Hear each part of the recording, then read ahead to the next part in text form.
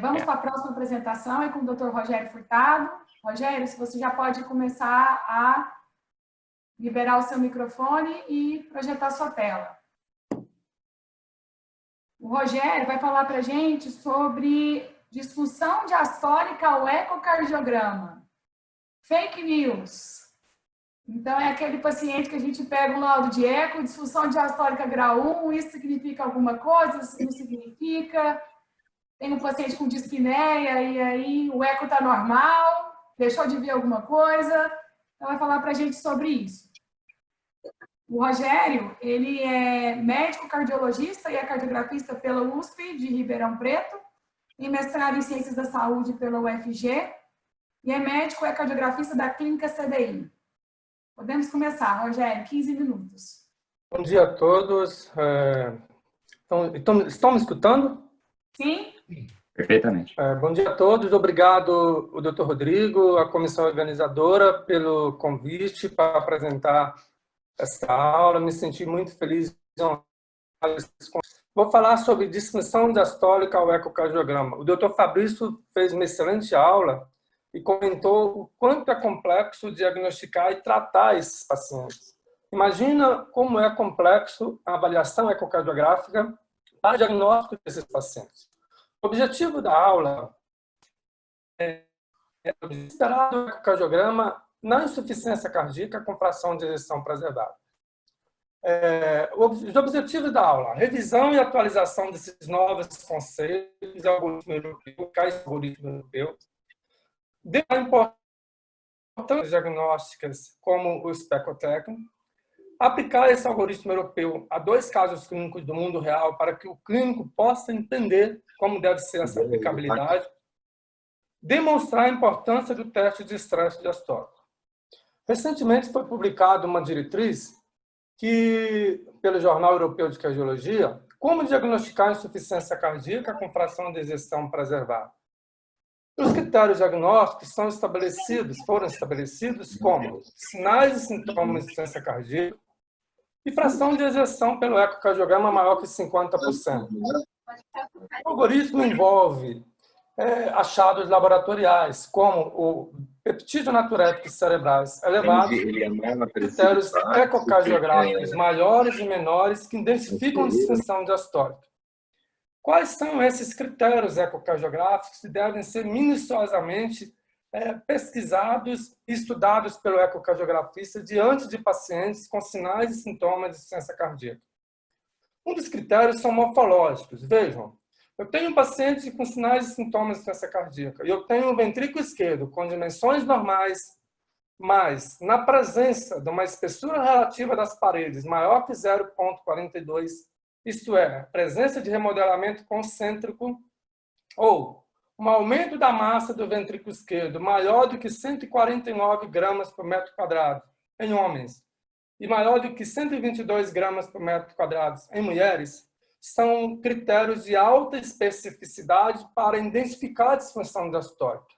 Esse algoritmo europeu, ele separou critérios maiores, critérios de maior especificidade, e os critérios menores como os critérios mais sensíveis. São os critérios menores, nós temos a massa do ventrículo esquerdo discretamente aumentada e o septo discretamente aumentado. Outro critério morfológico é a avaliação do volume do ato esquerdo. O volume de ato esquerdo maior que 34 ml por metros quadrados em paciente em ritmo sinusal e maior do que 40 ml por metros quadrados em paciente com ritmo de fibrilação atrial são critérios de alta especificidade para identificar a disfunção diastólica, desde que os pacientes não apresentam valvulopatia mitral, estenose mitral ou insuficiência mitral de grau moderado acentuado. E como critério menor, o volume de ato esquerdo entre 29 e 34 ml por metro quadrado. A seguir, fazer a avaliação da função diastólica.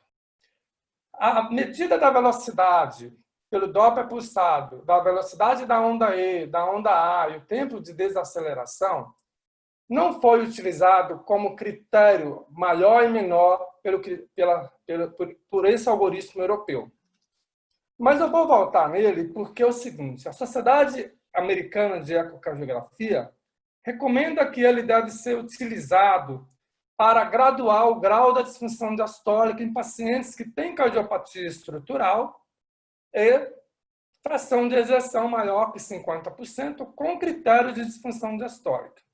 Porém, eu reforço que julgar a disfunção diastólica é muito complexa somente por esse parâmetro, porque ele depende muito de retorno venoso, complacência e contratilidade do ato esquerdo, do intervalo PR, da complacência, contratilidade e relaxamento do ventrículo esquerdo, da interdependência entre o ventrículo esquerdo e o ventrículo direito, do recolhimento elástico e do pericárdio. Essa diretriz da Waze, ela recomenda que o fluxo transvalvar mitral ele deve ser utilizado para graduar a gravidade da disfunção diastólica.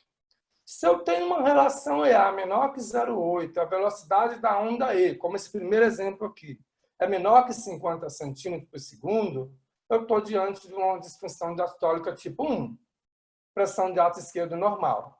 Mas se o paciente tem sintomas, como esse eco foi feito em repouso, o paciente tem sintomas para moderados e pequenos esforços, eu devo proceder a essa investigação com um teste de estresse diastólico. Se o paciente tem uma relação EA maior do que 2, como esse terceiro exemplo aqui, esse paciente tem uma disfunção diastólica do tipo restritivo, com pressão de ato esquerdo aumentada.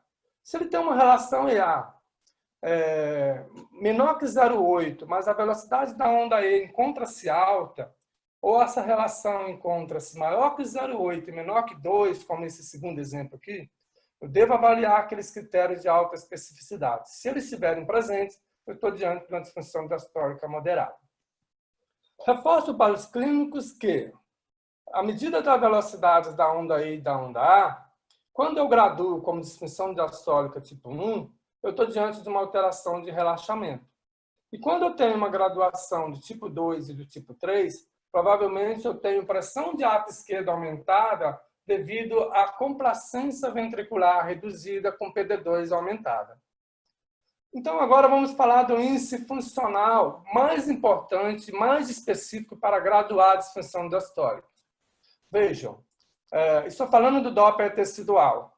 O Doppler tecidual é uma técnica do speckle tracking, uma técnica da ecocardiografia bidimensional que mede a velocidade com que o anel vai se mover.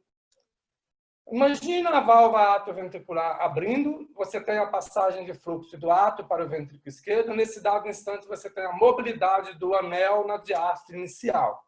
Essa velocidade é aferida como onda diastólica E'.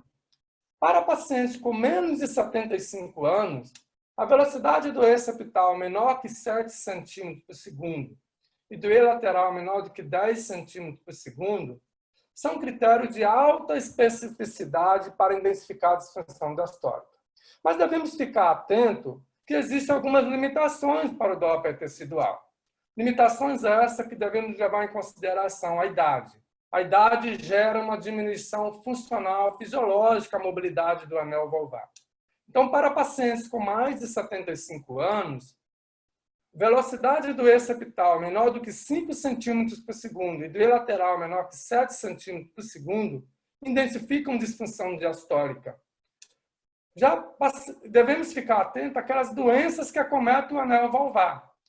Degeneração senil com calcificação importante do anel, cardiopatia valvar reumática, que é muito comum em nosso meio, com calcificação, diminuição da mobilidade do anel, cardiomiopatia isquêmica e chagásica, que acomete a região infralateral, diminuindo a mobilidade do anel.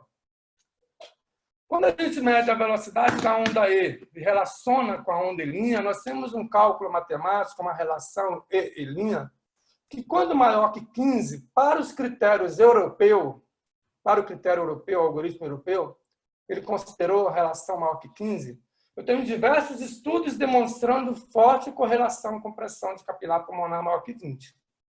Já os americanos consideram essa relação maior do que 14, como critério de alta especificidade. Vamos continuar aqui. Como eu falei, os pacientes que... Estão escutando? Os pacientes que apresentam sinais e sintomas de insuficiência cardíaca, deve ser inicialmente avaliados a fração de ejeção pelo método de Simpson. Esse ponto de corte ele foi definido pela Waze em 2016 acima de 50%. Isso foi reforçado nesse algoritmo europeu. E tão importante quanto avaliar a fração de ejeção, que é o método de variação volumétrica, é avaliar a função longitudinal com que esse ventrículo esquerdo desempenha a sua função. Vejam, esse estudo, que é um subestudo do Paramount, demonstrou que, em pacientes com insuficiência cardíaca e fração de ejeção preservada, eu tenho alteração do relaxamento obtido pela técnica do specotracking. Aqui um exemplo dos pacientes do grupo controle, 50 pacientes, o strain longitudinal em torno de 20% normal e strain circunferencial 26% normal. Que quando comparados com um grupo de pacientes com insuficiência cardíaca e fração de ejeção preservada, a gente observou um strain longitudinal em torno de 14%. Isso foi utilizado por esse algoritmo europeu como um critério menor de alta sensibilidade.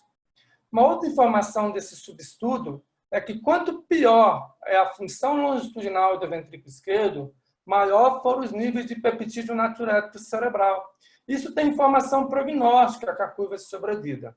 Então, foi montado um algoritmo baseado em dados laboratoriais, biomarcadores sanguíneos e marcadores ecocardiográficos, morfológicos e funcionais que definiram que, de acordo com a pontuação, quando o paciente tem falta de ar, dispneia, com menos de 2 pontos com esse score, essa dispneia é de origem não cardíaca. E que quando tem mais que 5 pontos, eu estou diante de uma insuficiência cardíaca com fração de ejeção preservada. E para aqueles pacientes que têm entre 2 e 4 pontos, deve submeter a um teste de estresse diastólico. Vamos aplicar o caso clínico. Um paciente de 72 anos, seu Antônio, masculino, hipertenso, que há 2 anos iniciou com um quadro de insuficiência cardíaca, classe 2, e que nos últimos 2 meses evoluiu com insuficiência cardíaca, classe funcional 3 para 4. Ele é um paciente desnutrido, com ritmo cardíaco regular em 3 sempre com quarta buia, estertores crepitantes bibasais, fígado palpável, doloroso, abaixo do reborde costal, superfície lisa e doloroso, e edema de membros inferiores. Quer dizer, tem sinais e sintomas compatíveis com insuficiência cardíaca. Um outro dado, uma informação importante, é que o eletrocardiograma é importante para esse score europeu. Eu preciso saber se o paciente está em ritmo sinusal ou não. Aqui nós temos um paciente com ritmo sinusal, um BAV de primeiro grau, um bloqueio de ramo direito grau maior. As imagens de eco demonstram septo de 13, parede posterior de 13, com uma espessura relativa maior que 0,42. Aqui nós temos uma série de informações pelo eco bidimensional. Dilatação moderada dos átrios, função do ventrículo esquerdo e do ventrículo direito preservada, presença de derrame pericárdico e aumento da espessura das válvulas atrioventriculares com diminuição da mobilidade do anel. Fluxo transvalvar se passando muito rápido na protodiástole, com insuficiência mitral discreta, uma velocidade de T de 2,1 metros por segundo e um volume de ato esquerdo de 39 ml por metro quadrado. Fração de ejeção pelo Simpson de 63% normal. Como eu falei, tão importante quanto avaliar a fração de ejeção é avaliar a função longitudinal desse ventrículo esquerdo. E olha o que esse exame demonstrou. Um strain longitudinal de 12%, com a fração de ejeção de 63%.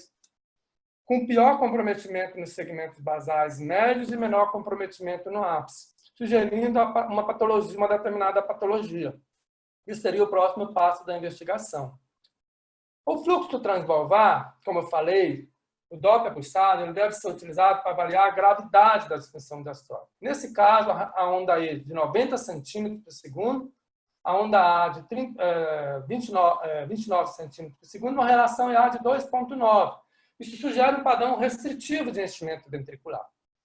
A velocidade do Doppler tecidual foi estimada no anel septal de 3,1, o que dá uma relação em linha de 26.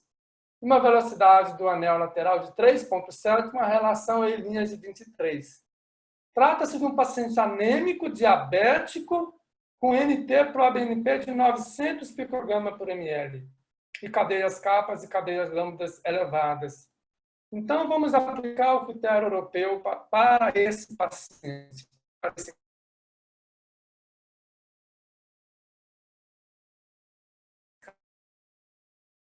Ou linha maior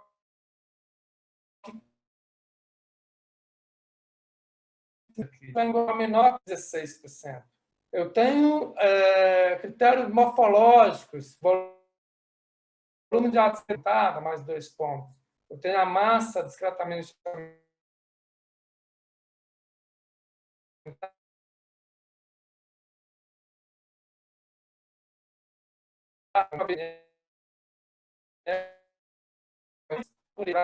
um algoritmo compatível com insuficiência cardíaca.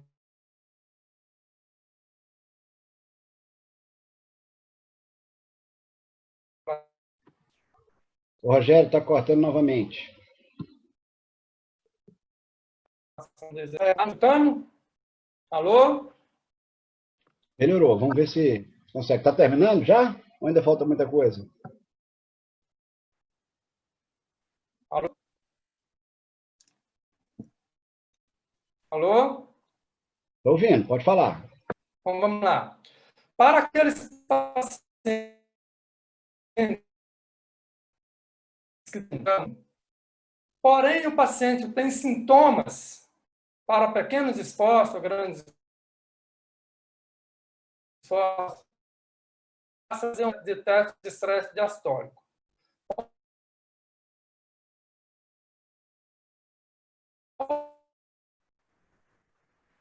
Rogério, você está me escutando?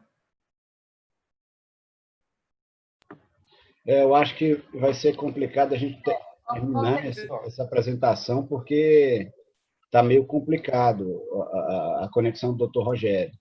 Eu acho que a gente já devia estar no final da apresentação dele. Eu acho que a gente já pode parar. Faltam só 2 slides. Faltam só 2 slides. É porque a conexão Tenta passar aí, porque a sua conexão está falhando muito. Tenta passar aí. Tá bom.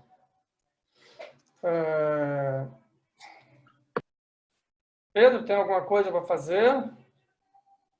O senhor pode tentar concluir? A gente está monitorando? Posso terminar a aula? Faltam 2 slides só. Perfeito. Então, vamos lá. Ó.